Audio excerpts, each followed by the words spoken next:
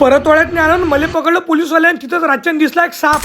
तर काय म्हणता पोट्टे, आजच्या दिवसाची सुरुवात झाली चाय नाश्त्यापासून. दहाचा निरोप घेतला, कवटेत आलो, प्रेमाचे माणसं भेटले. काका म्हणे देवा चायची लाईन आहे तर चाय पिऊन घेऊ. चाय प्याला काकानं पुंगी वाजवली. गजूदा आला, चला म्हणे आपल्याला परतवाडा जावं लागते. काहीच विषय नाही म्हटलं तर गाडीवर बसलो डायरेक्ट परतवाड्यात आलो. साऊंडच्या दुकानात आलो, गजूदाले साऊंड पाहायचा होता, चेक करून पाहिला, पानं घेतले, दाले म्हटलं चला आपण नाश्ता करायला जाऊ. म्हटलं परतवाड्यातला चांगला नाश्ता कुठे भेटते, चला नाश्ता केला. परत घरा इकडे निघालो, लाकडवाडीत आलो. अरे हात म्हटलं आपला सस्ता फोटोग्राफर आहे. करस गावात जायचं होतं, तिथे मॅडम आपल्या बस स्टँडवर वाट पाहत बसल्याच होत्या. मॅडमने घेतलं, परतवाड्यात आलो, मेडिकलवर आलो, मम्मीसाठी मेडिकल घेतलं. आज होती परतवाड्याची जत्रा, तिथे पोलीसवाले जागोजागी उभी होती. इकून म्हणे गाडी जात नाही, तिथंच गाडी पार्किंग लावली. पैदल पैदल जत्रेत फिरलो, फिरू भूक लागली होती, पाणीपुरी खाल्ली, त्याच्यानंतर खस्ता खाल्ला. पेट्रोल पंपावर आलो, गाडीची टंकी फुल केली. रस्त्यात गिरधर महाराज भेटले, त्यांनी घेतलं, लाखनवाडीत सोडलं. दुकानात आलो, रामदाची भेट घेतली, दाच्या दुकानात येऊन चाय पेला. आता आम्हाला कवट्याला जायचं होतं. कवट्याला आलो, तिथे आपले प्रेमाचे माणसं भेटले. पोट्टे म्हणे हा आमच्या कवट्यातला छोटा अंबानी आहे. आता मला डबल परतवाड्यात जायचं होतं, मधात एक साप दिसला. तो सापला डेंजर होता, बम मोठा होता. आजच्या तारखेत